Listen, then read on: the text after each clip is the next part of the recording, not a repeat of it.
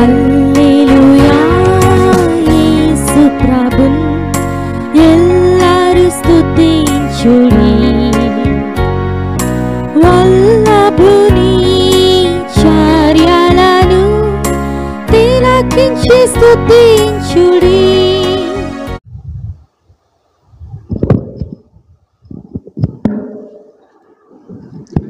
ప్రేమగల మా ప్రియపరలోకపు తండ్రి, నమ్మకమైన మా ప్రభా యేసయ్యా, ఈ సాయంకాల సమయంలో తండ్రి మరొకసారి నీ పాద సన్నిధికి వస్తున్నాం తండ్రి. మే 2025 వరకు మీరు మమ్మల్ని ఎంతగానో కాచి కాపాడి భద్రపరిచి క్షేమం అనుగ్రహించి అయోగ్యుల మా పాత్రల ఎన్నికలేని వారమైనప్పటికీ తండ్రి యేసయ్యా, నీ పరిశుద్ధ మందిరంలో లేచి నిలిచి నడిచి తండ్రి కృతజ్ఞతార్పణ చెల్లించిన గుమ్మంలో ప్రవేశించటకు, కీర్తనలు పాడుచిన యోగంలో ప్రవేశించటకు, నిన్ను స్తుతించటకు, నీ నామాన్ని కనపరిచే గొప్ప ధన్యత అనుగ్రహించారు తండ్రి.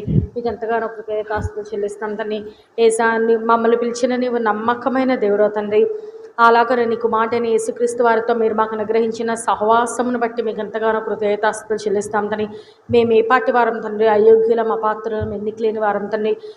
మహాకాశంలో పట్టజాలని గొప్ప దేవుడో తండ్రి. కెరూబులు సెరూబులు 24 పెద్దలు 4 జీవులు కోట్ల కొద్ది దేవదూతల చేత నిరంతరము పరిశుద్ధుడు పరిశుద్ధుడు పరిశుద్ధులను మానక రాత్రింపగలు స్తుతింపబడుచున్న దేవుడో తండ్రి. మొదటివాడు కడపటివాడు జీవించేవాడు మృతుడు వైతు కానీ గిగాలకు సజీవుడు అయిన దేవుడో తండ్రి. భూత వర్తమాన భవిష్యత్ కాలంలో ఉండే సర్వాధికారి అయిన దేవుడో తండ్రి. నువ్వు సర్వాధికారి అయిన దేవుడు అయిన నిరంతరము స్తోత్రార్హుడైన దేవుడో తండ్రి. నువ్వు ఎంత గొప్ప దేవుడో తండ్రి. యేసయ్యా, నువ్వు మహాదేవుడుగా తండ్రి, నీవు బలవంతుడైన దేవుడుగా, నీవే సంపూర్ణుడిగా పరిపూర్ణుడిగా, యేసయ్యా నమ్మకమైన దేవుడుగా మీరు మా మధ్యలో ఉంటూ తండ్రి. యేసయ్యా, మేము యుగ సంబంధమైన దేవత చేత మేము అటు ఇటు ఇరవబడుతున్న మమ్మల్ని తండ్రి నువ్వు ఎంతగానో ప్రేమించి తండ్రి. యేసయ్యా, నీ సువార్త ద్వారా తండ్రి, నీ వాక్యము ద్వారా, నీ రెండించుల గల ఖడ్గం ద్వారా మీరే మాతో మాట్లాడుతూ మా ప్రాణాత్మ దేహములను సరిచేసి చక్కదిద్ది పరిశుద్ధపరిచి పవిత్రపరిచి ఇదే త్రోవ దీనిలో నడువుడి అని వెనకనుండి ఒక శబ్దము మీకు వినబడనని, నీ సత్య మార్గంలో, నీ జీవ మార్గంలో, నీ పరిశుద్ధ మార్గంలో, నీ యథార్థమైన మార్గంలో మమ్మల్ని నడిపిస్తూ క్రీస్తు అనే బండ మీద మీరే మా అడుగులు స్థిరపరిచి నీ వాక్యపు వెలుగులో తండ్రి మీరు మమ్మల్ని స్థిరపరిచి బలపరిచిన నీ ప్రేమంతటిని బట్టి మీకు ఎంతగానో కృతజ్ఞతాస్తుతులు చెల్లిస్తున్నాం తండ్రి. యేసయ్యా, అంత మాత్రమే కాకుండా తండ్రి యేసయ్యా, నీతో సహవాసము మీరు మాకు అనుగ్రహించి తండ్రి. యేసయ్యా, నీతో సంధి చేసి తండ్రి పాప మరణ నియమముల నుండి మీరు మమ్మల్ని విడిపించి తండ్రి క్రీస్తునందు ఏ శిక్షావిధి లేదని సెలవిస్తూ తండ్రి నీ జీవం చేత, నీ సమృద్ధి అయిన జీవం చేత మీరు మమ్మల్ని నింపి యేసయ్యా, ఈనాడు మా జీవము క్రీస్తులో దాచబడి ఉందని, ఇప్పుడు మేము జీవించుచున్న జీవితము మమ్మల్ని ప్రేమించి మా కొరకు తాను అప్పగించుకున్న ప్రభువైన యేసుక్రీస్తునందు విశ్వాసం వల్లనే మేము జీవిస్తున్నామని మీకు ఎంతగానో కృతజ్ఞతాస్తుతులు చెల్లిస్తామని. నన్ను రక్షించిన దేవుడో, నన్ను కొనుక్కున్న దేవుడో తండ్రి. యేసయ్యా, అయోగ్యురాలను అపాత్రురాలను తండ్రి ఎన్నికలేని నన్ను తండ్రి ఇక్కడ చేరువచ్చిన బిడ్డలందరినీ నువ్వు ఎంతగానో ప్రేమిస్తున్నావని. యేసయ్యా, నీవు గొప్ప దేవుడుగా ఉండి తండ్రి సమస్తమును విడిచిపెట్టి యేసయ్యా, నీవు పెంటతో సమానంగా ఎంచుకుని తండ్రి యేసయ్యా, మానవుని రక్షణార్థమే తండ్రి నీవు ఈ లోకానికి యేసయ్యా, నీవు సశరీరుడిగా ఈ లోకంలో ప్రత్యక్షమైన నీ ప్రేమంతటిని బట్టి మీకు ఎంతగానో కృతజ్ఞతాస్తుతులు చెల్లిస్తాను తండ్రి. శిలువ మరణం పొందినంతగా నిన్ను తగ్గించుకొని, నిన్ను ఉపేక్షించుకొని విధేయత చూపించి మరణం నందు సమాధి చేయబడి మృత్యుంజయుడిగా తిరిగి లేచావని, యేసయ్యా పరిశుద్ధ రక్తంలో తమ పాపలను కడుక్కుంటేనే వారు శుద్ధి చేయబడతారని, నీవు మహాపరిశుద్ధుడు అని, మేము పరిశుద్ధంగా జీవించాలని, పరిశుద్ధత లేకుండా ఎవడిని ప్రభువును చూడడని చేరువచ్చిన బిడ్డలందరూ నిన్ను ఎరగగలిగినట్లు, నిన్ను గుర్తెరిగినట్లు, సంపూర్ణంగా నీకు అప్పగించుకున్నట్లు నీ ఆత్మకార్యం మీరే జరిగిస్తే రావాల్సిందిగా వేడుకున్నాం తని. నువ్వెంతైనా మా మంచి దేవుడు, నమ్మకమైన దేవుడు అని మా ప్రాణాత్మ దేవులో నీ చేతికి అప్పగించుకున్నాం తని. సమస్తం నాకు అధ్యక్షత వహించి ఆద్యంతమైన నడిపించి నిలబడుతున్న నీ దాసుని కూడా నీ ఆత్మతో అభిషేకించి నీ నోటి బోరుగా మీరే వాడుకునము. నీ కృపా దయచేయండి తండ్రి. యేసయ్యా, మార్నింగ్ హౌస్ ఆఫ్ కంఫర్ట్ వర్షిప్లో అలాగే ఇక్కడ వర్షిప్లో మీరు ఎంతగానో సహాయపడుతూ వచ్చారు. బేతెల్లో అలాగే జగన్నాథపురంలో అలాగే పోనంగిలో మీరు సహాయపడుతూ వచ్చారు. అలాగే విజయవాడ బేతెల్లో కూడా మీరు సహాయపడుతూ వచ్చారు. నీ దాసుని నిలబెట్టుకొని విత్తమైన వాక్యంలో నీరు కట్టి ఫలింపజేసి స్థిరపరిచి బలపరుస్తూ రావాల్సిందిగా, ఈ సమయంలో కూడా మీరే మేలుకరంగా దీవెనకరంగా ఉంచుతూ రావాల్సిన బిడ్డలందరినీ మీరే నీ మందిరానికి మీరే వారిని త్వరపెట్టి నీ మందిరానికి మీరే తోడుకుని రావాల్సిందిగా, ఇంతవరకు సహాయపడిన దేవుడు మీకు ఎంతగానో కృతజ్ఞతాస్తుతులు చెల్లిస్తూ మీరు మాలో ఉండుము, మా మధ్యలో ఉండుము, నీ సన్నిధి మాకు తోడుగా ఉంచుము. యథార్థ హృదయంతో ఆత్మతో సత్యంతో నిన్ను స్తుతించి ఆరాధించి గణపరిచేవారుగా మీరు మమ్మల్ని స్థిరపరిచి బలపరుస్తూ రావాల్సిందిగా యేసు నామమున అడిగి వేడుకొంచున్నాం తండ్రి. ఆమేన్. Thank you, Lord. I just want to thank you, Lord. Thank you, Lord. I just want to thank you, Lord. Thank you, Lord, for all you done in my life. You took my darkness and gave me your light. Thank you, Lord. Thank you, Lord. You took my sin and my shame. You took my sickness and healed all my pain. Thank you, Lord. Thank you, Lord. With a grateful heart, with a song of praise, with an outstretched arm, I'll bless your name. Thank you, Lord. I just want to thank you, Lord. Thank you, Lord. I just want to thank you, Lord. Thank you, Lord. చెప్పు నువ్వు చెప్పు Bhavya 48. Bless the Lord, oh my soul, oh my soul. I worship his holy name. Sing like never before, oh my soul. I worship your holy name. The sun comes up, it's a new day dawning. It's time to sing your song again. Whatever may pass and whatever lies before me, let me be singing when the evening comes. Bless the Lord, oh my soul, oh my soul. I worship his holy name. Sing like never before, oh my soul. I worship your holy name. You're rich in love and you're slow to anger. Your name is great and your heart is kind. For all your goodness I will keep on singing. 10,000 reasons for my heart to find. Bless the Lord, oh my soul, oh my soul. I worship his holy name. Sing like never before, oh my soul. I worship your holy name.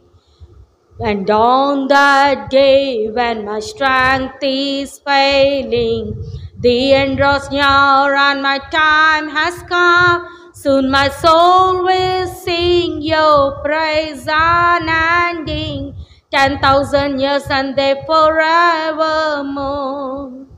Bless the Lord, oh my soul, oh my soul. I worship his holy name.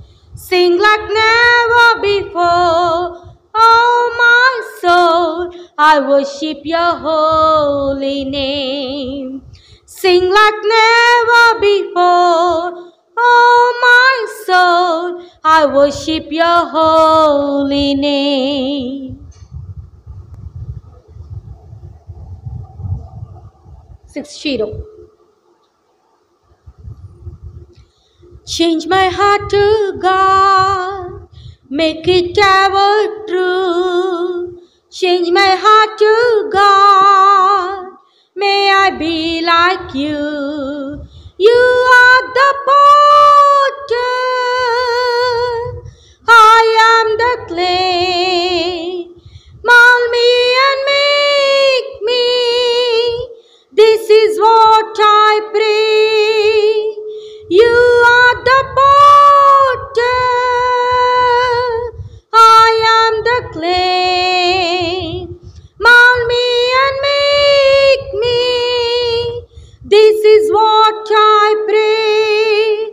Change my heart to God, make it ever true. Change my heart to God, may I be like you.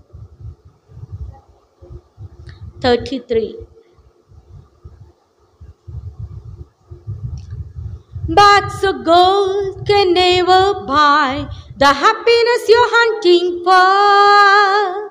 Bags of gold can never buy the happiness you're hunting for. Happiness is not the money you have, not the gold, not the car, not the dress you wear. Happiness is not the money you have, not the gold, not the car, not the dress you wear. Happiness is loving Jesus every day. Happiness is loving Jesus every day. Bags of gold can never buy the happiness you're hunting for. Bags of gold can never buy the happiness you're hunting for. Happiness is not the fun you have with the friends who will come and stick around you. Happiness is not the fun you have with the friends who will come and stick around you. Happiness is loving Jesus every day. Happiness is loving Jesus every day. Bags of gold can never buy the happiness you're hunting for.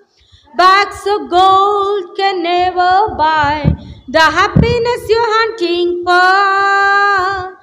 Happiness is not the liquor you drink, not the books, not the films, not the cigars you smoke. Happiness is not the liquor you drink, not the books, not the films, not the cigars you smoke.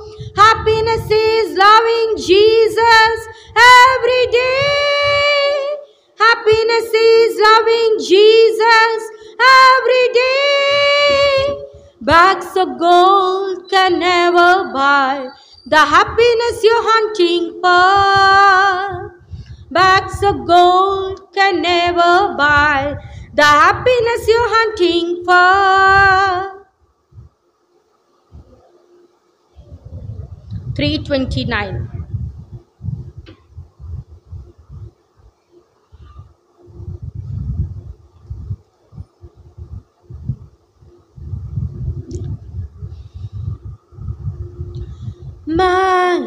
Majesty, worship His majesty. Unto Jesus be your glory, power and praise. Majesty, kingdom, authority, flow from His throne unto His own, His anthem raise. So exalt, lift up on high the name of Jesus. Magnify, come glorify Christ Jesus the King. Majesty, worship His majesty. Jesus who died, now glorified, King of all kings. Jesus who died, now glorified, King of all kings.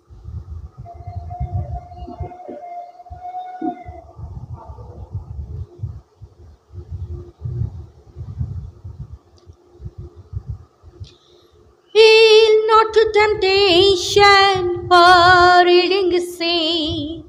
Each victory will help you some other to win. Fight manfully onward, dark passions subdue. Look ever to Jesus, carry you through. Ask the Savior to help you, comfort, strengthen and keep you. He is willing to aid you, He will carry you through. Shun evil companions, bad language disdain. God's name hold in reverence, not take it in vain. Be thoughtful and earnest, kind-hearted and true. Look over to Jesus, He will carry you through. Ask the Savior to help you, comfort, strengthen, and keep you. He is willing to aid you, He will carry you through. To him that overcometh, God giveth a crown. Through faith we shall conquer, though open cast down. He who is the Savior, our strength will renew. Look ever to Jesus, He will carry you through. Ask the Savior to help you, strengthen, comfort, and keep you. He is willing to aid you, He will carry you through. 375.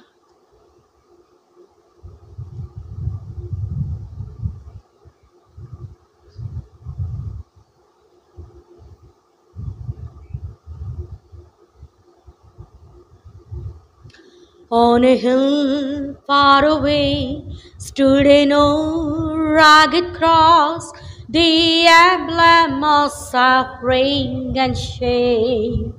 And aloud the told cross, where the dearest and best for a world of lost sinners was slain. So I cherish the old rugged cross. At last I lay down. I will cling to the old rugged cross and exchange it someday for a crown. Oh, the old rugged cross, so despised by the world, has a wondrous attraction for me. Padali. For the dear Lamb of God left His glory above to bear it to dark Calvary. So I cherish the old rugged cross. 375. I will cling to the old rugged cross and exchange it someday for a crown. In the old rugged cross, stand with blood so divine, a wondrous beauty I see. For was on that old cross, Jesus suffered and died to pardon and sanctify me. So I cherish the old rugged cross, till my trophies at last I lay down. I will cling to the old rugged cross and exchange it someday for a crown. To the old rugged cross I will ever be true, its shame and reproach gladly bear. Then He'll call me someday to my home far away, where His glory forever I'll share. So I cherish the old rugged cross, till my trophies at last I lay down. I will cling to the old rugged cross and exchange it someday for a crown. 374.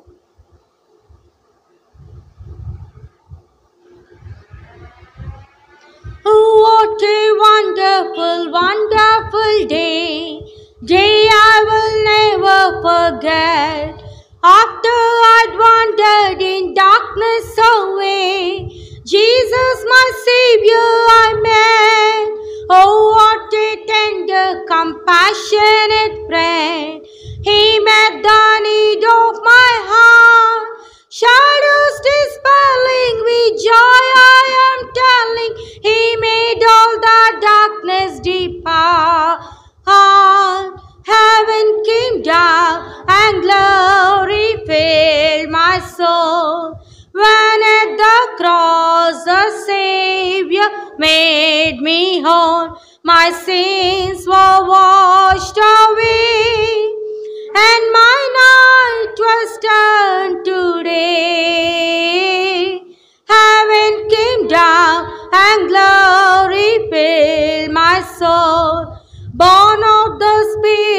with life from above, into God's family divine, justified fully through Calvary's love.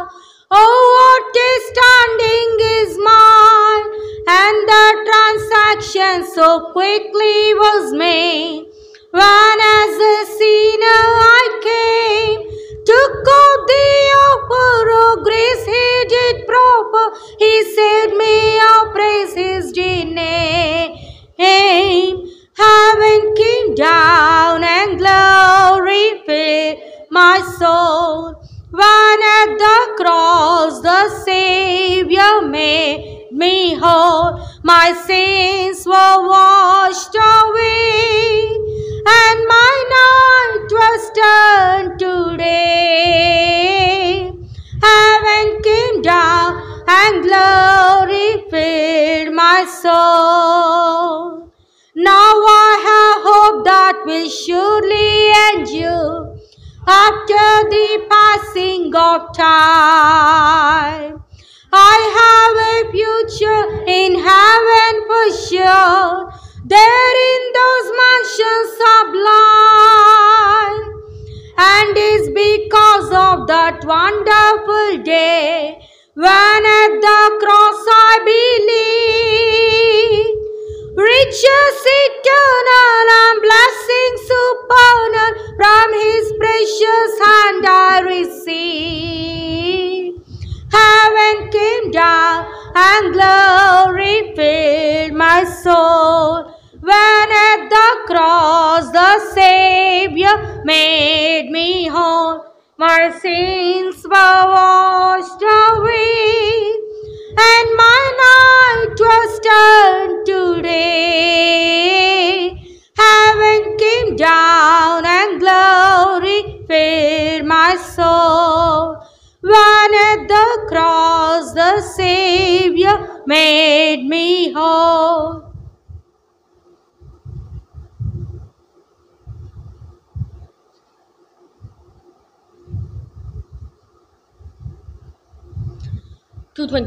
I'm pressing on the upward way, new heights I'm gaining every day, still praying as I'm onward bound. Lord, plant my feet on higher ground. Lord, lift me up and let me stand by faith on heaven's stable line, a higher plane than I have found. Lord, plant my feet on higher ground. My heart has no desire to stay where doubts arise and fears dismay, though some may dwell where these abound. My prayer, my aim is higher ground. Lord, lift me up and let me stand by faith on heaven's stable line, a higher plane than I have found. Lord, plant my feet on higher ground. I want to scale the utmost height and catch a gleam of glory bright, but still I'll pray till heaven I found. Lord, lead me on to higher ground.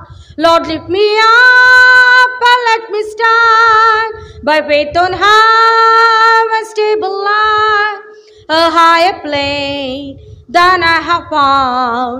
Lord, plant my feet on higher ground. Lord, plant my feet on higher ground. మోకరించండి.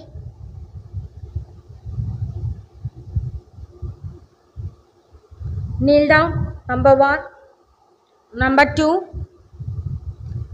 అందరు మోకరించాలి, చేతులు జోడించాలి, కళ్ళు మూసుకోవాలి, prayer చేసుకోండి.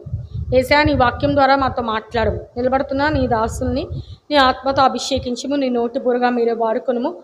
విత్తబడుతున్న వాక్యము నేను సాత్వికంతో అంగీకరించి ఆ వాక్యానుసారంగా జీవించడం నాకు నేర్పించు. నాకు వినగలిగే చెవి, గ్రహించే మనసు, లోబడే మనసు, సంపూర్ణమైన విధేయత గల మనస్సు నాకు దయచేయము. నాకు వినిబుద్ధి పుట్టించు. మీరు నాలో ఉండుము, మా మధ్యలో ఉండుము, నీ సన్నిధి మాకు తోడుగా ఉంచుము. నీ ఆత్మచేత మమ్మల్ని నడిపించుము. నీ కృప నాకు మెండుగా దయచేయము. యవన కాలమున కాడి మోయిట నరునికి మేలు, యేసయ్య శ్రేష్టమైన యవన వయస్సుని నీ కొరకు నేను వాడుటకు నాకు సహాయం చేయము, నీ నామానికి మహిమకరంగా జీవించుట సహాయం చేయమని నోరు తెరిచి ప్రతి ఒక్కరు ప్రార్థన చేయాలి.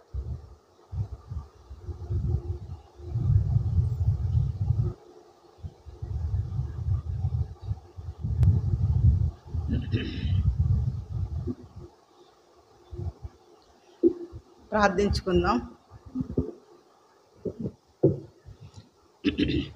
మమ్మల్ని ఎంతగానో ప్రేమించిన మా ప్రియపరలో తండ్రి, మరి ఎంతవరకు ప్రభా పాటల ద్వారా నిన్ను స్తుతించి ప్రభా మరి బిడ్డలు తమ హృదయమును నీ వాక్యం వినుటకు సిద్ధపరచుకున్నారని నమ్ముతూ ఈ సమయం మేలుకరంగా దీవెనకరంగా ఉంచి బలహీనరాలని నన్ను ప్రభా మీరు నీ సులువు చాటును మరుగుపరుచుకొని నీ ప్రియమైన బిడ్డలతో మీరే మాట్లాడవలసిందిగా యేసు క్రీస్తు పరిశుద్ధమైన నామంలో స్తుతించి బ్రతిమలాడి వేడుకొనుచున్నాను తండ్రి, ఆమేన్. అందరు బాగున్నారా? Praise lord. మరి ఈ దినం ఎంతమంది వాక్యం చదువుకొని వచ్చారు?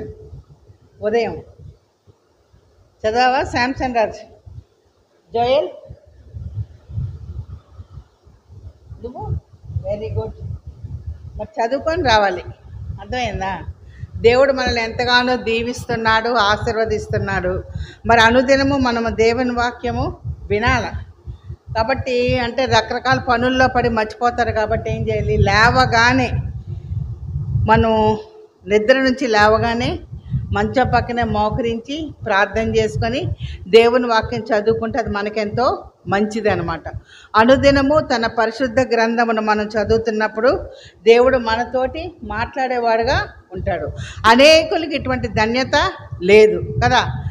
చాలామంది నిజమైన దేవుడు, జీవం గల దేవుణ్ణి ఎరగక రకరకాలుగా ఏదో మరి వారు చేసేవారుగా ఉంటారు.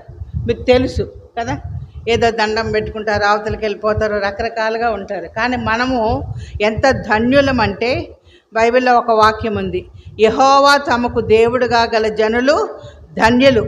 యెహోవా అంటే ఏంటి? ఉన్నవాడు అనువాడు. ఇప్పుడు నువ్వు ప్రార్థన చేసావనుకోండి, వెంటనే ఆయన మనతో మాట్లాడేవాడుగా ఉంటాడు, వెంటనే మనకు జవాబిచ్చేవాడుగా ఉంటాడు. మన ప్రతి పరిస్థితిలో ఆయన మనకు సహాయం చేసేవాడుగా ఉంటాడన్నమాట. ఆయన సర్వశక్తి గల దేవుడు. ఆయన చెయ్యలేనిదంటూ ఏది లేదు. మరి పుట్టినప్పటి నుంచే మరి మీరు కానీ నేను కానీ మనమందరము అనేకమైన మేళ్ళు అనుభవిస్తూ ఉన్నాం. అనేక సార్లు మనకు తెలియకుండానే రకరకాల పరిస్థితుల్లో దేవుడా నువ్వు నాకు తోడేయండు, నువ్వే నాకు సహాయం చేయి, ఒకవేళ నువ్వు నాకు సహాయం చేస్తే, నువ్వు నన్ను క్షేమంగా ఉంచితే నీవే నా దేవుడుగా ఉంటావు, నాకున్న సమస్తము నేను నీకే ఇచ్చేస్తాను. అలాగే చాలామంది ఏం చేస్తారండి, బ్రొక్కుబడులు చేసుకుంటారు, తీర్మానం కూడా చేసుకునే వారుగా ఉంటారు. కాబట్టి నిజమైన దేవుడిని ఎరిగిన మనమందరం ఏం చేయాలి? ఉదయం లేవగానే ప్రార్థన చేసుకోవాలన్నమాట. ప్రార్థన అంటే దేవునితో మనము మాట్లాడడం. ఇదేంటంటే అనుదినము మనము చెయ్యవలసినది అన్నమాట. ఉదయం లేగానే మరి గబగబా ఏం చేస్తారు, చాలామందికి అలవాటు బ్రష్ మీద పేస్ట్ వేసుకొని మరి బ్రష్ చేసేసుకుంటారు కదా. ఇంకా కొంతమంది స్నానం చేసేస్తారు, ఉదయం చేసే పనులు అనమాట. మరి చేసేసుకొని ఇంకా కూర్చొని చదువుకుంటారు కదా. మనం ఏం చేయాలి? ఉదయం లేవగానే మొట్టమొదటిగా దేవునితో మనము మాట్లాడాలన్నమాట. ప్రభువా రాత్రంతా నన్ను కాపాడవు, నీకు వందనాలు, ఈ దినమంతా నువ్వే నాతో ఉండు, ప్రతి పరిస్థితిలో నువ్వు నాకు సహాయం చేయి, నువ్వు నన్ను కాపాడని మనం ఏం చేయాలండి? మనల్ని ఆ దినములో దేవుడు మనకి ఇవ్వబోయే 24 అవర్స్ దేవుడికి మనము అప్పగించుకోవాలన్నమాట. తర్వాత ఏం చేయాలి? ఆయన మాటలు మనము వినాల. దేవుని మాటలు మనం వినడం కూడా ధన్యత అనమాట. చాలామందికి దేవుని మాటలు వినడం తెలియదు, వాళ్ళకి అసలు తెలియదు అన్నమాట. దేవుడు మనకు అటువంటి ప్రివిలేజ్ ఇచ్చాడు. ఈ హోలీ బైబిల్ అనేకమైన భాషల్లో అనువదింపబడి, ఇప్పుడు మన భాష ఏంటి? ఎక్కువగా అందరికి వచ్చే భాష తెలుగు కదా. చదువుకున్న వాళ్ళైతే ఇంగ్లీష్. కాబట్టి మన భాషలలో తెలుగులో మనం ఈ రీజియన్లో ఉన్నాము, ఆంధ్రప్రదేశ్లో తెలుగు మన భాష కాబట్టి తెలుగులో మనం చదువుకోగలుగుతున్నాం కదా. కాబట్టి దేవుడికి వందనాలు చెప్పి ఆయన మాటలు మనము వినాలి. అలాగే ఇంగ్లీష్ వచ్చిన వాళ్ళు పెద్ద పిల్లలు చక్కగా ఏం చేయాలి? మరి మీరందరూ అవనస్తులు 10th అయిపోయింది, మరి కాలేజ్ చదువు కూడా అయిపోయింది. ఏం చేయాలి? చక్కగా ఇంగ్లీష్ బైబిల్ చదువుకున్నప్పుడు ఇంకా స్పష్టంగా దేవుడు మనతో మాట్లాడుతున్నాడని మనం గ్రహిస్తాం అన్నమాట. తెలుగు కంటే ఇంగ్లీష్లో ఎంతో స్పష్టంగా, ఎంతో దగ్గరగా దేవుడు మనతో మాట్లాడుతున్నాడని మనము గ్రహిస్తాం. కాబట్టి ఎవరు కూడా నెగ్లెక్ట్ చేయకూడదు. దేవుని మాటలు అనుదినము మీరు చదువుకోవాలా. చదువుతున్నామంటే దేవుడు మనతోటి మాట్లాడుతున్నాడు. ఇప్పుడు అక్క ప్రార్థన చేసింది కదా, వినగల చెవి నాకు ఇవ్వమని చేసుకోవాలి. వినగల చెవి అంటే ఏంటి? ముందు మనం చదవాలి కదా. చదువుతున్నామంటే ఏంటి? దేవుడు మనతోటి మాట్లాడుతున్నాడని అర్థం అన్నమాట. మరి 1వ సమూయేలు చూడండి. 1వ సమూయేలు గ్రంథము పేజ్ నంబర్ 225, 225. ఇక్కడైతే మరి బాలుడైన సమూయేలు మరి ఏలీ దగ్గర మందిరంలో కూర్చొని అక్కడ అతను నిద్రపోతున్నప్పుడు దేవుడు అతనితోటి మాట్లాడుతూ ఉన్నాడని మనము చూస్తూ ఉంటాం అన్నమాట. బాలుడైన సమూయేలు చాలా చిన్నవాడు అనమాట. వాళ్ళ అమ్మ ఎంతో ప్రార్థన చేసుకున్నప్పుడు హన్న దేవుడు ఆమెకు ఆ బిడ్డను ఇచ్చాడు. కాబట్టి సమూయేలు అన్న పేరు పెట్టుకుంది. ఆ తర్వాత వాడు పాలు మాన్పగానే ఆమె ఆ బిడ్డను దేవుని మందిరం తీసుకొని వెళ్ళి నేను యెహోవాకి బిడ్డను ప్రతిష్ఠిస్తున్నానని చెప్పింది అనమాట. వాడు పాలు మాన్పగానంటే ఎన్నో ఏడండి? దాదాపు 2, 3 అంతే. మరి మహా అయితే ఒక 5 years లోపల, 5 years కూడా ఎవరు మిల్క్ ఇవ్వరు కదా తల్లులు. కాబట్టి 3 ఏళ్ళు అనుకుందాం. అంత చిన్నవాడిని మందిరంలో పెట్టినప్పుడు ఆ బిడ్డ నిద్రపోతున్నప్పుడు ఒకరోజు ఎవరో అతనితో మాట్లాడుతున్నట్టు సమూయేలుని. అతనికి తెలియదు కదా ఆ మందిరంలో ఉన్నది ఎవరు? ఏలీ తాత తనే అనమాట. మరి అప్పుడు 3 సార్లు ఏలీ తాత దగ్గరికి వెళ్ళారు. తాత నువ్వు పిలుస్తున్నావంటే నేను నిన్ను పిలవలేదని చెప్తాడనమాట. చివరికి ఏమని చెప్తున్నాడు? 9వ వచనంలో చూడండి. 1వ సమూయేలు 3:9. నీవు పోయి పండుకొమ్ము, ఎవరైనా నిన్ను పిలిచిన ఎడల యెహోవా నీ దాసుడు ఆలకించుచున్నాడు, ఆజ్ఞ ఇమ్మని చెప్పుమని సమూయేలుతో అనగా సమూయేలు పోయి తన స్థలమందు పండుకొనెను. తర్వాత 10.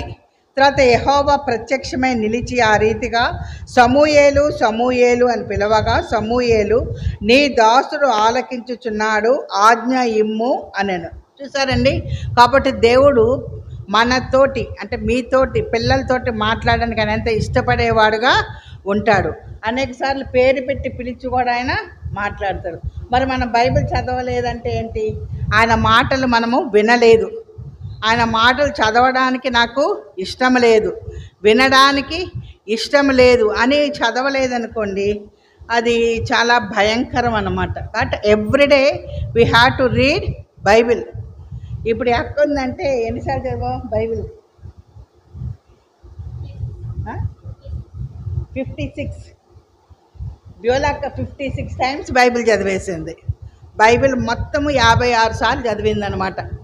అర్థమైందా? మరి మీరు ఒక్కొక్కరు ఎన్నిసార్లు చదివారు అంటే ఎన్నిసార్లు చదివారని కాదు కానీ చదవాలన్నమాట. దేవుని వాక్యం చదవాలి, వినాలి. అర్థమైనా అర్థం కాకపోయినా చదవాలి, వినాలి. 56 సార్లు చదవడం అంటే చాలా గ్రేట్ అనమాట. అర్థమవుతుందా? కాబట్టి రెగ్యులర్గా చదువుతున్నప్పుడు దేవుడు మనతో మాట్లాడేవాడుగా ఉంటాడు. బైబిల్లో ఒక వాక్యం ఉంది, సామెతలు 9:10. ఏమనుంది? యెహోవా యందు భయభక్తులే జ్ఞానమనియు పరిశుద్ధ దేవుని గూర్చిన తెలివియే వివేచనని వారికి తెలియజెప్పాను. చదువుతున్నా చూడండి. చదువు బ్యోలా.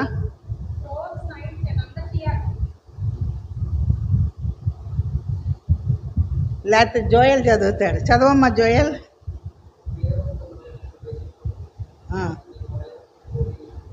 ఓకే, తెలుగులో లావణ్య చదువు.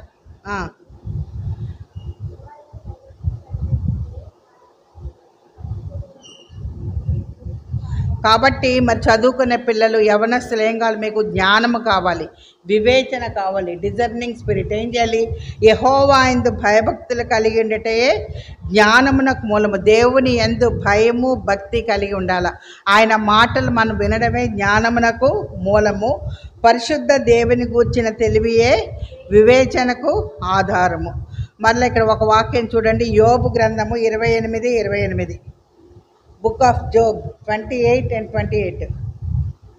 యెహోవా యందు భయభక్తులే జ్ఞానమనియు దుష్టత్వము విడిచుటయే వివేకమనియు ఆయన నరులకు సెలవిచ్చెను. యెహోవా యందు భయభక్తులే జ్ఞానము. మరి వీరందరూ స్టూడెంట్సే ఎక్కువ మంది. కాబట్టి ఏం చేయాలండి? యెహోవా యందు భయము భక్తి కలిగిన దేవుడు సహాయం చేసేవాడుగా ఉంటాడు. ఆ తర్వాత మరి ఉద్యోగాలు చేస్తున్నప్పుడు కూడా దేవుడు సహాయం చేసేవాడుగా ఉంటాడు. వివాహాలు అయిన తర్వాత కూడా ప్రతి పరిస్థితిలో ఎలా ఉండాలి ఏంటి అన్ని పరిస్థితులలో దేవుడే జ్ఞానం అనుగ్రహించేవాడుగా ఉంటాడు. కాబట్టి వయసుతో నిమిత్తం లేదు. కానీ ప్రత్యేకంగా చిన్నపిల్లలకి యవనస్తులకి తెలియదు కాబట్టి చెప్తూ ఉంటారన్నమాట. దేవుని యందు భయము భక్తి కలిగి ఉన్నప్పుడు జ్ఞానం వస్తుంది, వివేచన వస్తుంది అని చెప్తూ ఉంటామన్నమాట. వాక్యంలో ఉంది కదా, యెహోవా యందు భయభక్తులే జ్ఞానమనియు దుష్టత్వము విడిచుటయే వివేకం. నేను యెహోవా యందు భయభక్తులు కలిగి ఉన్నానని చాలామంది చెప్తారు, కానీ దుష్టత్వము వాళ్ళు విడిచిపెట్టరు అనమాట. కానీ దుష్టత్వం అంటే చెడు. దుష్టుడు ఎవరు? సైతాను. సైతాన్ ద్వారా వచ్చేది దుష్టత్వం. కాబట్టి సైతాను మాటలు వినకూడదు, అపవాదితో సాంగత్యము చేయకూడదు. అంటే ఎవరితో ఉండాలి? ఇద్దరు లీడర్స్ ఈ లోకంలో, దేవుడు మరియు దెయ్యం, అపవాది. కాబట్టి నిత్యము మనము దేవునితో సాంగత్యము చెయ్యాలని ఆయన కోరుకుంటూ ఉన్నాడు. కాబట్టి ఆయన తన తండ్రిని, సింహాసనమును, దూతల ఆరాధన, పరలోకమును విడిచిపెట్టని ఈ లోకానికి వచ్చాడు. మన కొరకు మానవ రూపిగా ఆయన ఈ లోకంలో మాదిరికరమైన జీవితం ఆయన జీవించాడు.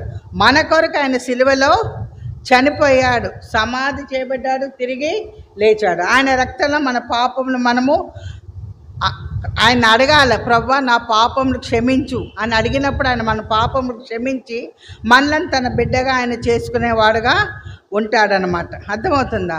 కాబట్టి దేవుని దగ్గరికి రావాలి, ఆయన నిజమైన దేవుడు అని నమ్మాల. ఆయన రక్తంలో మన పాపములు కడుక్కున్నప్పుడు ఆయన మనకు మరి ఎంతో సహాయం చేసేవాడుగా ఉంటాడు. ప్రతి పరిస్థితిలో సహాయం చేసేవాడుగా ఉంటాడు. ఫైనల్గా ఆయన తన పరమ ఆశీర్వాదము, రక్షణ ప్రతి ఒక్కరికి అనుగ్రహించిన వాడుగా ఉంటాడు. కొంతమందికి రకరకాల భయం కదా, ఇంకా కొంతమందికి మరణం అంటే చాలా భయము. మరణం ఎప్పుడు వస్తుందో ఎలా వస్తుందో మనకి తెలియదు. కానీ దేవుని నమ్ముకున్నప్పుడు మనకు భయం ఉంటుందా? మరణం అంటే భయం ఉండదు. బ్రతుకుంటే మరి దేవుడు మరలా వస్తానని చెప్పాడు కదా, రెండవ రాకడలో. ఆయన వస్తే ఆయన దగ్గరికి మనము వెళ్ళిపోతాం. ఆ పరలోక రాజ్యంలో తండ్రితో పాటు ఉంటాము. అది చనిపోతే, లేదు ప్రభు రాకడ వస్తే. బ్రతుకున్నప్పుడు ఏం చేయాలి? వాక్యం చదవాలి, ఆయనతో మనం ఫ్రెండ్షిప్ చేయాలన్నమాట. ఆయనతో మనము సహవాసము చేయాలి. అది కూడా ఆయన ఎంతో స్పష్టంగా చెప్తూ ఉన్నాడండి. ఎక్కడ చెప్తున్నాడు? ఎవరు చెప్తారు? యోబు గ్రంథము 22:21 చూడండి. ఆయనతో సహవాసము చేసిన యెడల నీకు సమాధానము కలుగును, అలాగున నీకు మేలు కలుగును. ఈ లోకంలో మన ఫ్రెండ్షిప్ ఎవరితో ఉందో మిమ్మల్ని మీరు you have to question your self. ఎవరికైనా ప్రశ్నించడం, మన సహవాసం ఎవరితో ఉంది? ఈ రోజుల్లో అయితే డెవిల్ తోటే. అంటే ఏంటి? స్క్రీన్, సెల్ ఫోన్, మొబైల్, లేదంటే టీవీ, ల్యాప్టాప్, ఐప్యాడ్, 24 గంటలు అది చూస్తూనే ఉంటారన్నమాట. ఇంకా వాళ్ళకి ఇంకేమీ వినబడదు, ఏది పట్టించుకోవాలి. అమ్మ పిలిచినా, నాన్న పిలిచినా, ఎవరు పిలిచినా ఏది వినబడదు. దాని మీదే మనసు అలా చూస్తూ ఉంటారన్నమాట. కానీ మన సహవాసం ఎవరితో ఉండాలని చెప్తున్నారు ఇక్కడ? ఆయనతో, దేవునితో మనము సహవాసము, ఫ్రెండ్షిప్ మనము చేస్తే మనకేమొస్తుందంటండి? సమాధానం వస్తుంది. అలాగనేమొస్తుంది? మేలు కలుగుతుంది అన్నమాట. ఇంకా ఆయన నోటి ఉపదేశమును అవలంబించుము, ఆయన మాటలను నీ హృదయంలో ఉంచుకోను. దేవుడు చెప్పిన ప్రతి ఉపదేశం మనం ఏం చేయాలండి? మనము వినాలన్నమాట. ఆయన మాటలు మన హృదయంలో మనము ఉంచుకోవాలి. ఏదో చదివి మర్చిపోవడము కాదు, హృదయంలో ఉంచుకొని దాన్ని మనం ఏం చేయాలండి? ధ్యానించాలి. ఇక్కడ ఒక వాక్యం ఉంది చూడండి, అక్కడ కీర్తన 1:2 యెహోవా ధర్మశాస్త్రం నందు ఆనందించుచు దివారాత్రము దానిని ధ్యానించువాడు ధన్యుడు. చదవాలన్నమాట, చదవాలి, ధ్యానించాల, మెడిటేట్ చేయాలన్నమాట. ఇంకా ఏమంటున్నాడు? ఆనందించాలన్న వాక్యం మనం చదువుతున్నప్పుడు ఎంతో సంతోషంతో, ఆనందంతో మనం వింటూ ఉంటే అప్పుడు ఏమవుతుందంటే వాడు ధన్యుడు, హీ ఈజ్ బ్లెస్సెడ్. అంతేగాని అక్కడెక్కడో లంక బిందులు దొరికినాయండి, లేకపోతే మా తాత నాకు 10 ఎకరాలు రాశాడండి అంటే అవన్నీ ఆశీర్వాదాలా? కాదు. కొంతమందికి లోపల ఎంతో ఆస్తి ఉంటుంది, రకరకాలుగా మళ్ళీ వాటిని వాళ్ళు పోగొట్టుకునే వాళ్ళుగా ఉంటాడు. వాడు బుద్ధిమంతుడైతే దాన్ని జాగ్రత్తగా పెట్టుకుంటాడు. ఈ రోజుల్లో భయంకరం అనమాట. రకరకాలుగా త్రాగుతా బ్యాడ్ ఫ్రెండ్షిప్స్ ఏం చేస్తారండి, ఉన్నాయి వాళ్ళు పోగొట్టుకునే వారుగా ఉంటారు. కానీ దేవునితో మన సహవాసం చేస్తున్నప్పుడు మనం అన్ని విధాలా మనకి సమాధానం ఉంటుంది, మేలు ఉంటుంది. కాబట్టి మొట్టమొదటి ఏం చేయాలి, ఆయన ఉపదేశము అవలంబించాలి. యోబు 22:22లో ఆయన మాటలను హృదయంలో ఉంచుకోవాలి. అర్థమవుతుందా? బైబిల్ చదువుతున్నప్పుడు ఆయన మనతో మాట్లాడేవాడుగా ఉంటాడు. ఇద్దరు చెప్పుకున్నాం కదా మనము. 1వ కీర్తన ఏమనుంది అక్కడ, దుష్టుల ఆలోచన చెప్పు నడవక, పాపుల మార్గమున నిలవక, అపహాసకులు కూర్చుండే చోటను కూర్చుండదు. నిలవవద్దన్నాడు, నడవవద్దన్నాడు, కూర్చోవద్దన్నాడు. మనం ఇప్పుడు ఎక్కడికి వెళ్ళక్కర్లే. దుష్టుడు ఎక్కడున్నాడు, మన ఇంట్లోనే ఉంటాడు. ఆ టీవీ, ఆ సెల్ ఫోన్ పెట్టుకొని, ఇంకా కొంతమంది అయితే తలుపులన్నీ వేసేసుకొని దుప్పటి ముసుగేసుకొని ఇంకా అదే చూస్తా సమయం వేస్ట్ అయిపోద్ది. పరీక్షలకి చదవరు, పరీక్షల్లో ఫెయిల్ అయిపోతారు. భయంకరంగా ఉంటుంది అన్నమాట. చివరికి రకరకాలుగా తమ జీవితం తామే అంతమొందించుకునే వాళ్ళుగా ఉంటారు. కానీ దేవునితో సహవాసం చేస్తున్న మనకేమని చదువుకుంటున్నాం, మేలు కలుగునని చెప్తూ ఉన్నారన్నమాట.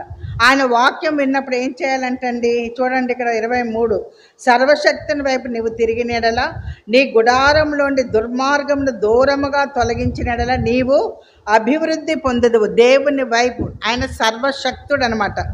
Almighty God, almighty. ఆయన చెయ్యలేనిదంటూ ఏది లేదు. అప్పుడు ఏం చేస్తారంటే అండి, గుడారంలో నుండి దుర్మార్గంను దూరంగా తొలగిస్తే అభివృద్ధి పొందుతాం. మన గుడారం ఏంటి, మన దేహమే మన గుడారం. ఇందులోంచి దుర్మార్గత ఏముంటుందండి, మా దగ్గర ఏం లేదండి, మేము చాలా మంచోళ్ళం. ఏముంటుందండి మన దగ్గర, అబద్ధాలు ఆడడం, దొంగతనం చేయడం, రకరకాలుగా అనమాట. ఎంతో ఏదైనా చెడుగా ఆలోచించడం. ఎవరైనా ఎంత భయంకరమైన మనిషి అయినా సరే మనము చెడుగా మాట్లాడకూడదంట, చెడుగా ఆలోచించకూడదు. వాడిని ఎల్లప్పుడూ మంచియే చూసి మంచి గురించి మనము ప్రార్థన చేయాలంట. ఒకసారి ఒక భక్తుడు జాన్ హైడ్ ఆయన ప్రార్థన చేస్తూ ఉన్నాడంట. ప్రార్థన చేస్తూ ఉంటే ఒక పాస్టర్ గారు గుర్తొచ్చారంట, సేవకుడు. ప్రభు ఆయన చాలా భయంకరుడు, ఆయన ఇలాగా ఆయన అలాగని చేద్దామంటే అసలు చేయలేకపోతున్నాడంట. అసలు పరిశుద్ధాత్మ అతన్ని ప్రార్థన చేయనీయట్లేదన్నమాట. అప్పుడు ఏం చేశాడంట, ఆత్మ నన్ను అలవ్ చేయట్లేదని అతనిలో ఉన్న మంచి పాయింట్స్ అన్నీ అలా అలా ఆలోచిస్తా ప్రార్థన చేస్తూ ఉన్నాడంటండి. ప్రార్థన చేసిన తర్వాత అలా చేస్తూ ఉన్నాడు, కంటిన్యూ చేస్తున్నాడు. కొంతకాలానికి దేవుడు ఆ పాస్టర్ గారిని మార్చేశాడంట, పూర్తిగా ఆత్మీయుడిగా చేశాడంట దేవుడు. అంటే ఏంటి, మనం ఎవరి గురించి చెడుగా అనకూడదు, చెడుగా మాట్లాడకూడదన్నమాట. మనం ప్రభా మరి మనిషి ఇలా ఉన్నాడు, నీకే అప్పగించుతున్నాను ప్రభా, నువ్వే అతన్ని మార్చు అనాలే. కానీ ఎవరిది కూడా మనం నెగిటివ్గా మాట్లాడడము, క్రిటిసైజ్ చేయడము, విమర్శించడం ఇవన్నీ కూడా మనము చెయ్యకూడదు. అలా చేస్తున్నామంటే ఆత్మీయుడైతే చేయడనమాట. అలా చేయకుండా దేవుడే మనకి సహాయం చేసేవాడుగా ఉంటాడు. సరే, ఈరోజు ఇంతటితో ఆపుదాము. నేను ఈరోజు మీకు ఏం చెప్దాం అనుకున్నానంటే, ఇప్పుడు చూడండి, ఆదికాండము 28వ అధ్యాయము, ఆదికాండము 28, 10 నుంచి చివరి వరకు చదువుకుందాం. త్వరగా ముగిస్తాను, ఏం కంగారు పడకండి. ఆదికాండము 28, 10 నుంచి 22. ఇక్కడ కనుక మనం చూస్తే మరి అబ్రహాము కొడుకు ఇస్సాకు, ఇస్సాకు కొడుకు యాకోబు, యాకోబుకి ఎంతమంది పిల్లలండి, ఆ తర్వాత 12 మంది పిల్లలు అనమాట, 2 భార్యలు కదా. అయితే ఇక్కడ మనం యాకోబు గురించి చదువుకున్నాం. ఇస్సాకు 2 పిల్లలని చెప్పాం కదా, యాకోబు ఒకరు, ఏశావు. అంటే ఇంట్రడక్షన్ అనమాట. ఇక్కడ చూసినప్పుడు ఏమవుతుందంటే ఇస్సాకు కుమారుడు యాకోబు, ఏశావు అని చెప్పాను కదా. మరి ఇక్కడ ఒక వాక్యం చదువుతున్నాను చూడండి, 25, 27, 27. ఆ చిన్నవాడు ఎదిగినప్పుడు చిన్నవారు ఏసావు వేటాడుట యందు నేర్పరియై అరణ్యవాసిగా ఉండెను. యాకోబు సాధువై గుడారంలో నివసించుచుండెను. ఇస్సాకు ఏసావు తెచ్చిన వేట మాంసమును తినుచుండెను గనక అతన్ని ప్రేమించెను. రిబ్కా యాకోబును ప్రేమించెను. చూసారండి, తండ్రేమో పెద్ద కొడుకును ప్రేమిస్తున్నాడు, తల్లేమో చిన్న కొడుకుని ప్రేమిస్తుంది అన్నమాట. ఇస్సాకు రిబ్కాలు ఎందుకు? ఇస్సాకు ఏసావు తెచ్చిన వేట మాంసం తినిచుండని గనక అతన్ని ప్రేమించను, రిబ్కా యాకోబుని ప్రేమించను. చూసారండి? కాబట్టి ఇలాంటివి కూడా ఉండకూడదు అన్నమాట. ఒకవేళ అలా ఉన్నా కూడా మీరే దేవుని బిడ్డలు కాబట్టి అన్ని సహించుకొని ఓర్చుకోవాలి. తల్లిదండ్రులు ఇద్దరిని బిడ్డలు ప్రేమించాలా, తల్లిదండ్రులు కూడా బిడ్డలందరినీ పక్షపాతం లేకుండా మంచిగా ఒకే ప్రేమతో వారు ప్రేమించవలసిన వారుగా ఉన్నారట. ఇక్కడ ఏమైందంటే ఇస్సాకు 27:1 చూడండి. 27:1 ఆది కాండము. ఇస్సాకు వృద్ధుడై అతని కన్నులకు మంద దృష్టి కలిగినప్పుడు అతను తన పెద్ద కుమారుడైన ఏసావుతో, నా కుమారుడా అని అతను పిలువగా అతని చిత్తము నాయనా అనెను. 3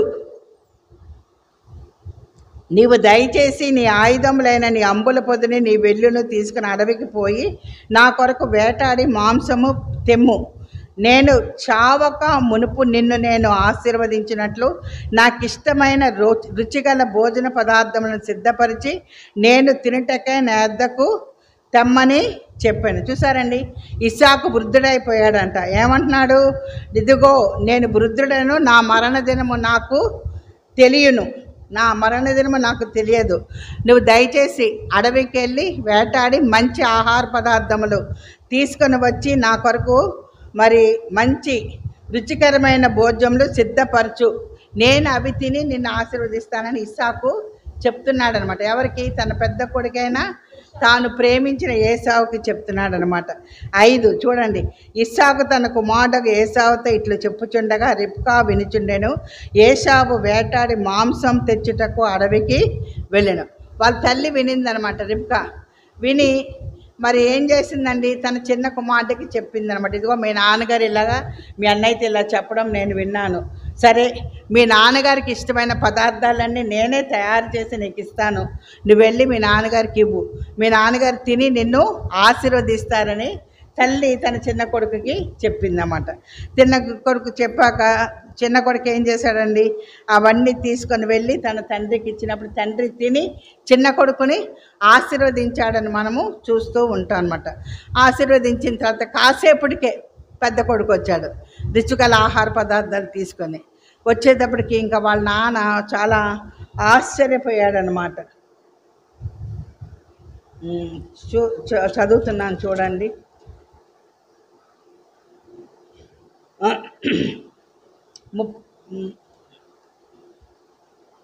చూడండి ఇక్కడ 30 ఏంటంటే 27:30. ఇస్సాకు యాకోబుని దీవించుటైన తర్వాత యాకోబు తన తండ్రి అయిన ఇస్సాకు ఎదురని బయలుదేరి వెళ్ళిన తక్షణమే అతని సహోదరుడైన ఏసావు వేటాడి మాంసము తెచ్చిన. వాళ్ళ నాన్న తిన్నాడు, యాకోబు బయటికి వెళ్ళాడు. వెంటనే ఏసావు ఆహార పదార్థాలు తీసుకొని వచ్చాడండి. అసలు అంటే ఈ మాటలు వింటుంటే ఎంత భయంకరంగా ఉంటే చూడండి. 31. అతడును రుచిగల భోజ్యములను సిద్ధపరిచి తన తండ్రి యొద్దకు తెచ్చి, నా తండ్రి నన్ను దీవించినట్లు లేచి నీ కుమారుడు వేటాడి తెచ్చిన దాన్ని తినుమని తన తండ్రితో అనెను. ఎంతో ప్రేమగా, నాన్న నువ్వు తిని నన్ను దీవించి అని చెప్తుంటే చూడండి. 32. అతని తండ్రి అయిన ఇస్సాకు నీవెవరవు అని అడిగినప్పుడు అతడు, నేను నీ కుమారుడు ఏసావు అను నీ జ్యేష్ఠ కుమారుడిననగా చూడండి. ఇస్సాకు మిక్కుటముగా గడగడ వణుకుచు, అట్లయితే వేటాడిన భోజ్యమును నా వద్దకు తెచ్చిన వారెవరు? నీవు రాకమునుపు నేను వాటన్నిటిలో తిని అతనిని నిజముగా దీవించి తిని అతడు దీవింపబడిన వాడే అనను. చూసారండి? అతడు దీవింపబడిన వాడే. తండ్రి కూడా చూసారా గడగడ వణుకుతూ ఉన్నాడంట. ఆ తర్వాత ఏసావు తన తండ్రి మాటలు వినినప్పుడు దుఃఖాక్రాంతుడే పెద్ద కేక వేసి, ఓ నా తండ్రి నన్నును దీవించమని తన తండ్రితో అనేను. అతడు, నీ సహోదరుడు కపటోపాయంతో వచ్చి నీకు రావలసిన దీవెన తీసుకొని పోయేను అని చెప్పాడనమాట. 41. తన తండ్రి యాకోబుకి ఇచ్చిన దీవెన నిమిత్తము ఏసావు అతని మీద పగబట్టెను. చూసారండి? పగబట్టెను. ఇంకేమంటున్నాడు? నా తండ్రిని గూర్చిన దుఃఖ దినములు సమీపముగా ఉన్నవి, అప్పుడు నా తమ్ముడైన యాకోబును చంపెదను అనుకొనెను. చూసారా? కాబట్టి ఈ మాటలని ఎవరు వింటున్నారు? మళ్ళీ తల్లి వింటుందన్నమాట. అప్పుడు తల్లి ఏం చెప్పిందంటే, ఇదిగో అంటే త్వరగా చెప్పాలని నేను వెళ్ళిపోతున్నాను. ఏమని చెప్తుందంటే, ఇదిగో అన్న అయిన లాబాను పద్దనరాములో ఉన్నాడు. మరి మీ అన్నేమో నిన్ను చంపాలని అనుకుంటున్నాడు. ఒకే రోజు నువ్వు చచ్చిపోతావు, మరి ఒకే రోజు మీ ఇద్దరిని తండ్రి చనిపోతాడు. మీ ఇద్దరిని పోగొట్టుకోవడం నాకు చాలా కష్టంగా ఉంటుంది, నువ్వు మా అన్న దగ్గరికి వెళ్ళిపో అని చెప్తే అప్పుడు దాకా గడప విడిచి వెళ్ళాడు యాకోబు. తెలియదు కదా ఏ ఊర్లు. ఆ రోజుల ట్రాన్స్పోర్ట్ కూడా లేదు, బస్సులు ట్రైన్లు ఇవన్నీ ఏం లేవు కదా. ఇంకా వాళ్ళ అమ్మ చెప్పగానే ఇంక ఎలాగని అన్న చంపేస్తాడని తెలుసు. భయం వేసిపోయి ఏం చేశాడు, బయలుదేరి వెళ్ళిపోతున్నాడు అనమాట. ఎక్కడి నుంచి? వీళ్ళున్న ప్రదేశం ఏమో బెయేర్షెబా నుంచి హారాన్కు బయలుదేరి వెళ్తున్నాడు అనమాట యాకోబు తమ్ముడు. ఇప్పుడు చదువుతున్నాను చూడండి, 28:10 నుంచి 22 అని చెప్పాను కదా. ఇదంతా ఇంట్రడక్షన్ అనమాట. చూడండి, వాళ్ళ నాన్నగారి పర్మిషన్ కూడా తీసుకొని వెళ్తున్నాడు అనమాట. యాకోబు బెయేర్షెబా నుండి బయలుదేరి హారాను వైపు వెళ్ళుచు ఒక చోట చేరి ప్రొద్దుగుంకినందున అక్కడ రాత్రి నిలిచిపోయి. చూసారండి, బెయేర్షెబా నుంచి హారానికి వెళ్తూ ఉన్నాడన్నమాట. వెళ్తూ ఉన్నప్పుడు తల్లిదండ్రులు ఇద్దరు పర్మిషన్ తీసుకున్నాడు. వెళ్తూ ఉంటే ఒక చోట ఏమైందంటే భయంకరమైన చీకటంట. అప్పుడు ఏం చేశాడు, ఇదంతా మీకు తెలిసే ఉంటుంది ఇదివరకు, మళ్ళీ చదువుతా అంటే టైం అయిపోద్దేమో అనుకుంటున్నాను. చూడండి, ఒక చోట నిలిచిపోయి అక్కడ ఏం చేశాడు, అది అడవి కదా, అడవిలో చాలా రాళ్ళు ఉంటాయి. ఒక రాయి తీసుకొని దిండుగా పెట్టి నిద్రపోతూ ఉన్నాడంట యాకోబు. ఎంతో భయంకరం కదా, ఒంటరిగా ఉన్నాడు, ఎవ్వరూ తోడు లేరు. ఏమనుకుంటా ఉంటాడు, ఈ ఒంటరితనంలో నాకు ఎవ్వరు తోడు లేరు ఎలాగని ఎంతో భయపడిపోతుండే. ఎందుకు అడవి అంటే ఏంటి, క్రూర జంతువులు ఉంటాయి, ఏ సింహము, ఎలుగుబంటి, తోడేలు ఇలాంటివి వచ్చినాయి అనుకోండి, ఏం చేస్తాయి, అవి చంపేసి తినేస్తాయి. పాములు ఉంటాయి, భయంకరం అన్నమాట. ఇంట్లో ఉంటాం, మన తలుపులు వేసుకుంటే మీకేం తెలియదు కదా. అప్పుడు దాకా యాకోబు గారు ఇంట్లోనే ఉన్నాడు. తల్లిదండ్రులు, తల్లి మంచిగా చూసుకుంటుంది, తండ్రి, అన్న ఎంతో హ్యాపీగా ఉన్నాడు. ఇప్పుడు అరణ్యంలోకి వచ్చేసాడు, ఎంతో భయం వేస్తున్నమాట. ఒక రాయి తలగడగా తీసుకొని పండుకున్నాడంట, ఒంటరితనంలో ఉన్నాడు. అప్పుడు ఏమనుకుంటాడు, ఒకవేళ ప్రార్థన చేసుకున్నాడేమో, ప్రభా నువ్వే నన్ను కాపాడాలి, ఒంటరిగా ఉన్నాను, నేను ఎందుకు మోసం చేశాను, మా అన్నను మోసం చేశాను, మా నాన్నని మోసం చేసి మా నాన్న ద్వారా ఆశీర్వాదము తీసుకున్నాను, ఇది తప్పే కదా, నేను చేసింది తప్పే, నాకు ఆశీర్వాదం రాకుండా నాకు శాపం వస్తుంది, అయ్యా నేను చేసింది తప్పు, నన్ను క్షమించని అనుకున్నాడేమో. ఈ నిరంతరం ప్రార్థన చేసుకుంటూ ఉంటారు కదా క్రైస్తవులు. అప్పుడు ఏమైందంట, అతనికి ఒక కళ వచ్చిందంట. ఆ కళలో ఒక పెద్ద నిచ్చెన ఉందంట. ఆ నిచ్చెన కొన ఆకాశం నుంచి భూమి మీదకి ఇలా పెట్టాడు. ఇప్పుడు మనం ఇక్కడ ఏదైనా తీయాలనుకోండి ఏం చేస్తాం, నిచ్చెన ఇలా వేలాడదీస్తాం కదా, అలాగే ఆకాశం నుంచి భూమి మీదకి పెద్ద నిచ్చెన ఉంది. ఆ నిచ్చెన మీద దేవదూతలు ఎక్కుతూ దిగుతూ ఉన్నారంట. ఇతను ఒంటరిగా ఉన్నాడు కాబట్టి తన తోడెవరు, దేవదూతలు అన్నమాట. దేవదూతలు అలాగా ఎక్కుతూ దిగుతూ ఉన్నారన్నమాట. ఇంకా అది కాకుండా దేవుడైన యెహోవా అతనితో మాట్లాడుతూ ఉన్నాడంట. 13లో ఏమని మాట్లాడుతున్నాడు, నేను నీ తండ్రి అయిన అబ్రహాము దేవుడను, ఇస్సాకు దేవుడైన యెహోవాను. చూసారండి, నేను నీ తండ్రి అయిన అబ్రహాము దేవుడను, ఇస్సాకు దేవుడను. తర్వాత ఏమని చెప్తారు, మనం ఎప్పుడు చదువుతాం కదా, యాకోబు దేవుడని అని కూడా అంటారు. మీరు కూడా మంచిగా ఉన్నారనుకోండి, అప్పుడు ఏమవుతారు, మా నాన్న అయిన జోయల్ దేవుడు అంటారు.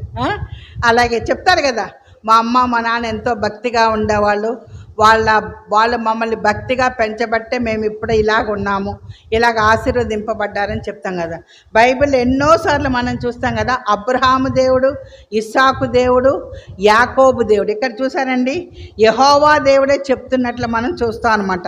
నేను నీ తండ్రి అయిన అబ్రహాము దేవుడను, ఇస్సాకు దేవుడైన యెహోవాను. ఇంకా ఏమని చెప్తున్నాడు, నీవు పండుకొని ఉన్న ఈ భూమిని నీకును నీ సంతానమునకును ఇచ్చేదను. ఇప్పుడు నువ్వు పండుకున్నావు కదా అరణ్యంలో, ఈ భూమి నీకు మాత్రమే కాదు, నీ పిల్లలకు కూడా నేను నీకు ఇస్తానని దేవుడు తనతోటి చెప్తున్నాడు అనమాట.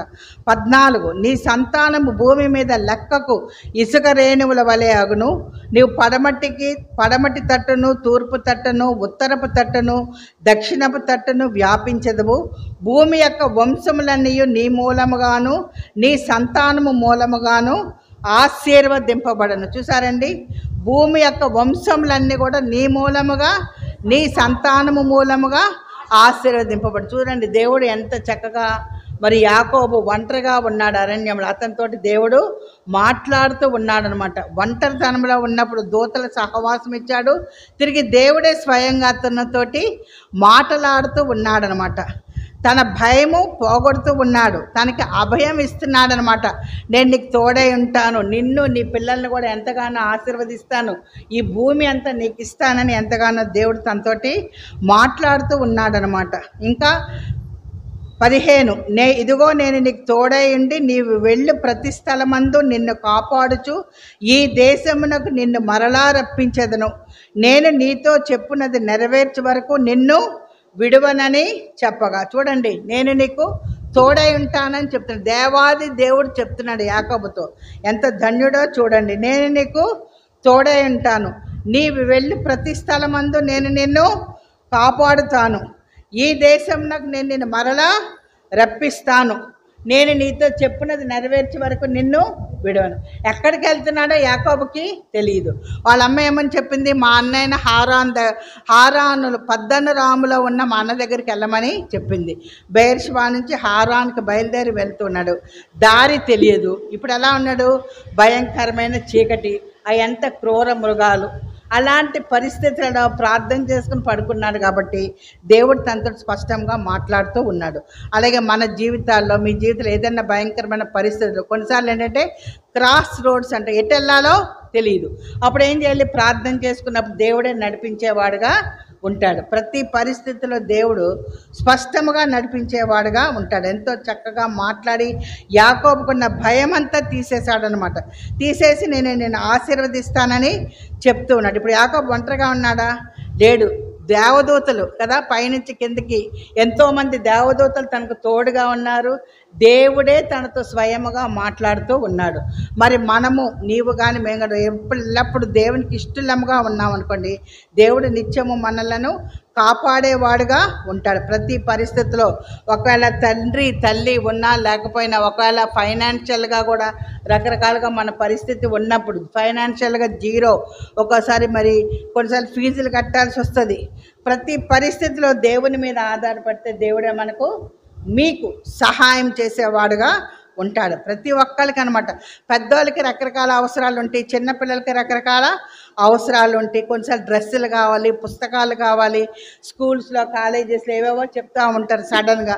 ప్రతి పరిస్థితిలో దేవుని మీద ఆధారపడినప్పుడు దేవుడు సహాయం చేసేవాడుగా ఉంటాడు. మనం ఏం చేయాలండి, ఆయనకి ఇష్టలుగా, ఆయనకి సమీపస్తులుగా ఉండాలన్నమాట. 16, ఈ విధంగా దేవుడు రాత్రి తనతో మాట్లాడినప్పుడు అతను ఇదంతా కళ అన్నమాట. ఇప్పుడు చూడండి 16, యాకోబు నిద్ర తెలిసి నిశ్చయముగా యెహోవా ఈ స్థలమందున్నాడు, అది నాకు తెలియకపోయినా. అమ్మో, ఈ స్థలంలో దేవుడు ఉన్నాడు, నాకు తెలియలేదు అనేసి ఏం చేశాడంట, భయపడ్డాడంట. ఈ స్థలము ఎంతో భయంకరము, ఇది దేవుని మందిరమే కానీ వేరొకటి కాదు, పరలోకపు గవిని ఇదే, పరలోకాని గేటు ఇదే అంటున్నాడు అనమాట. హెవెన్స్ గేటు ఇదే, పరలోకపు యొక్క గవిని. కాబట్టి ఇక్కడ దూతల పైకి కిందకి నిచ్చెన మీద ఎక్కుతూ దిగుతూ ఉన్నారు. దేవుడు మరి ఆ నిచ్చెన పైన ఆకాశం నుండి నాతోటి మాట్లాడాడు, పరలోకపు గవిని ఇదే అని అనుకొని ఏం చేశాడంట చూడండి. 18, తెల్లవారినప్పుడు యాకోబు లేచి, అదంతా రాత్రి అనమాట. ఇప్పుడు ఏమైపోయింది, తెల్లవారింది. అతనికి ఉన్న భయము పోయింది. ఇప్పుడు ఏమొచ్చింది, దానికి సంతోషం వచ్చి. రాత్రి అంతా అంటే ఏంటి, రాత్రి అంటే చీకటి అంటే భయము అన్నమాట. రకరకాల భయాల్లో మనం ఉంటే రాత్రి చీకటి అండి. ఇప్పుడు తెల్లవారిందంటే తన భయము పోయిందన్నమాట. దేవుడు నాతో ఉన్నాడు, నాకు భయం ఏంటనేసి ఇప్పుడు అతనికి సంతోషం వచ్చింది. ఏం చేస్తున్నాడు చూడండి 18లో, యాకోబు లేచి తాను తలగడగా చేసుకున్న రాయి తీసి దానిని స్తంభముగా నిలిపి దాని కొన మీద నూనె పోసెను. మరి మనం చూసాం కదా 11లో ఏమనుంది, ఆ చోటి రాళ్ళలో ఒకటి తీసుకొని తనకు తలగడగా చేసుకొని పండుకున్నాడని. ఇప్పుడు ఆ రాయి ఏం చేశాడంటండి, దిండుగా పెట్టుకొని నిద్రపోయాడే, ఆ రాయి తీసుకొని ఏం చేశాడంట, స్తంభముగా నిలిపి దాని కొన మీద నూనె పోసిన. ఇదివరకు రోజులు అలా చేసేవాళ్ళండి, స్తంభంగా నిలిపి దాని మీద నూనె పోసి. ఇప్పుడు ఏమంటున్నాడు 19, మరియు అతడు ఆ స్థలమునకు బేతేలు అని పేరు పెట్టాను. మొదట ఆ ఊరి పేరు లూజు. ఇప్పుడు ఏమంటున్నాడు, ఈ స్థలము బేతేలు. బేతేలు అంటే ఏంటి, కింద ఉంది దేవుని మందిరము. ఈ స్థలము బేతేలు అంటే ఈ స్థలము దేవుని మందిరం అని చెప్పాడనమాట. ఏంటి ఇలా చెప్తున్నాడని అంటావు నువ్వు. ఇక్కడ చూడండి 20, అప్పుడు యాకోబు, నేను తిరిగి నా తండ్రి ఇంటికి క్షేమంగా వచ్చినట్లు దేవుడు నాకు తోడై ఉండి నేను వెళ్ళుచున్న ఈ మార్గములో నన్ను కాపాడి తినుటకు ఆహారము ధరించుకుంటకు వస్త్రములను నాకు దయచేసిన ఎడల యెహోవా నాకు దేవుడై ఉండును. ఇప్పుడు దేవుని దగ్గర మొక్కుబడి చేసుకుంటున్నాడనమాట. ఆల్రెడీ దేవుడు వాగ్దానం చేశాడు. అయితే ఇతను ఇక్కడ ఏం చేస్తున్నాడు?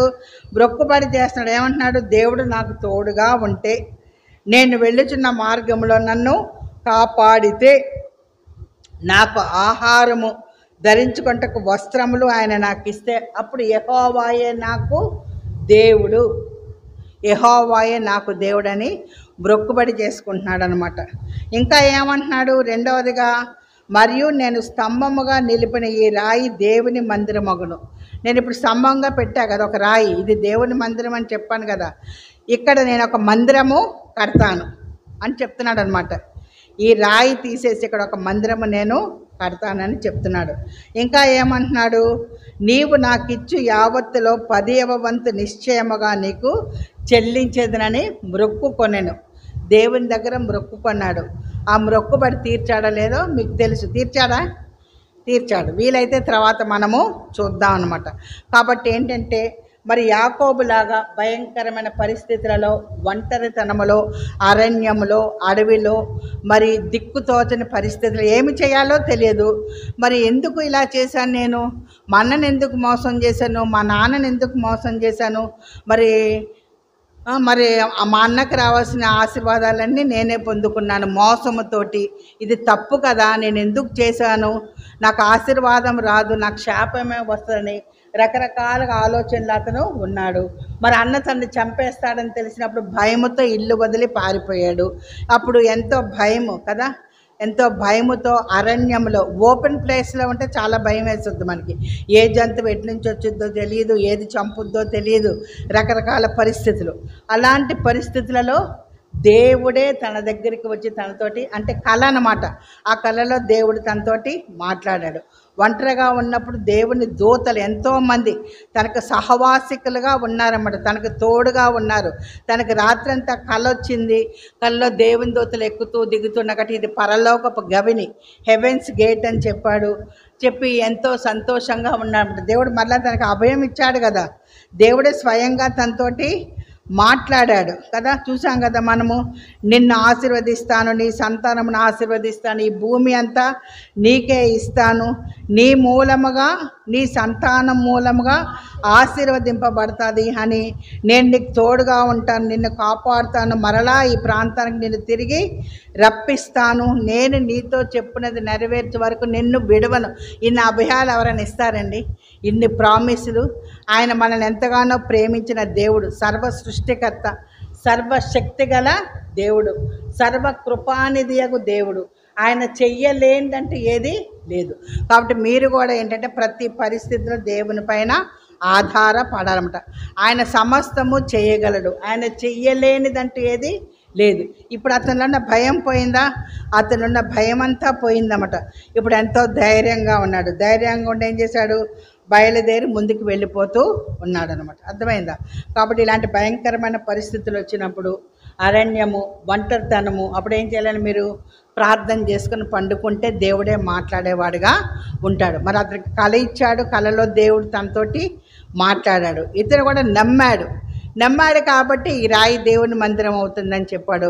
నిజంగా నిన్ను కాపాడితే నేను నీకు, నాకు వచ్చిన దాంట్లో 10వ భాగం నీకు ఇస్తానని మొక్కుకున్నాడు కదా.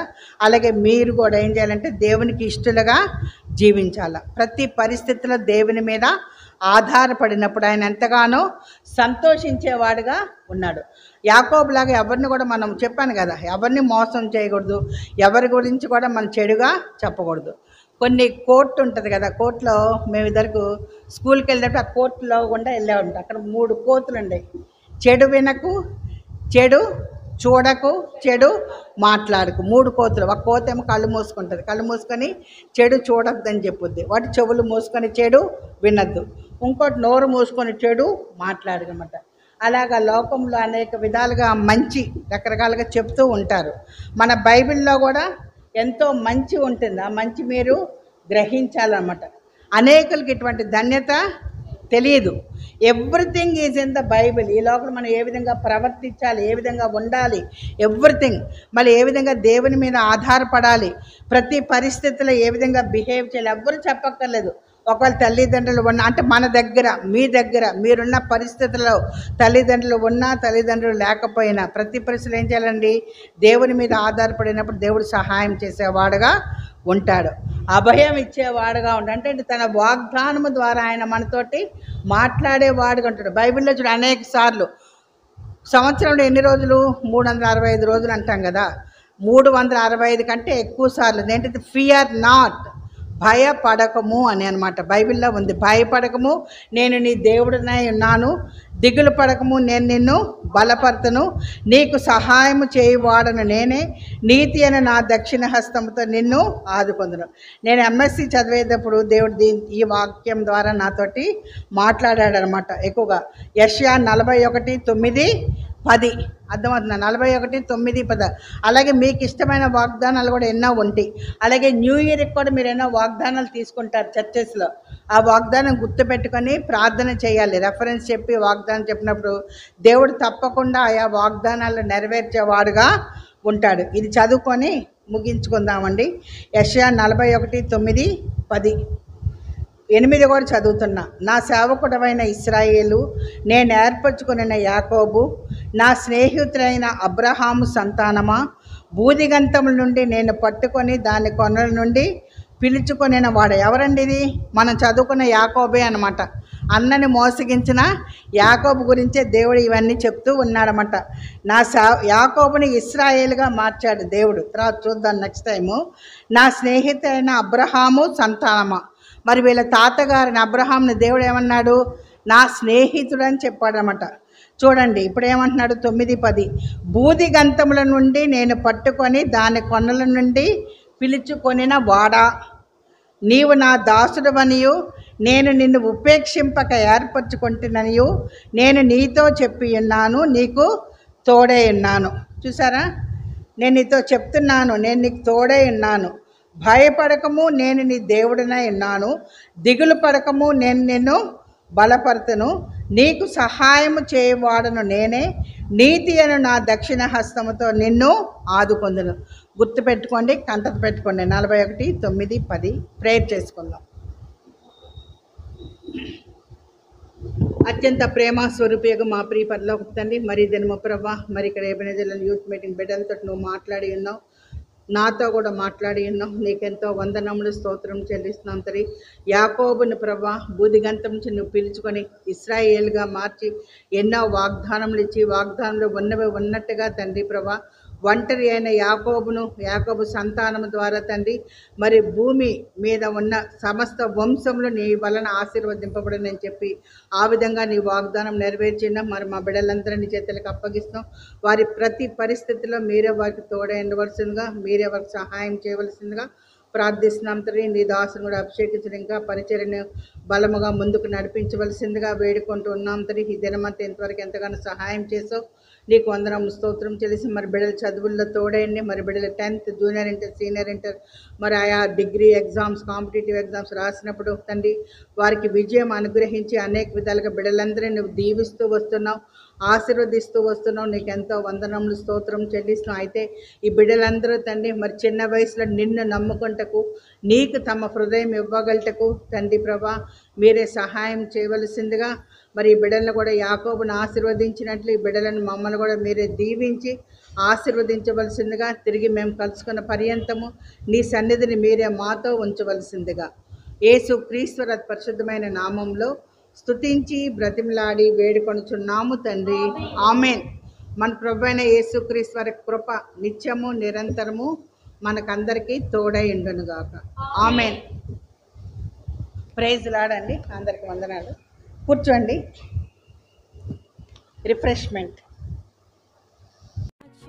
చంద్రులారాయిలా దేవుని స్తుతించుడి, హృదయమును వెలిగించిన యేసుని స్తుతించుడి. అగ్నివాడా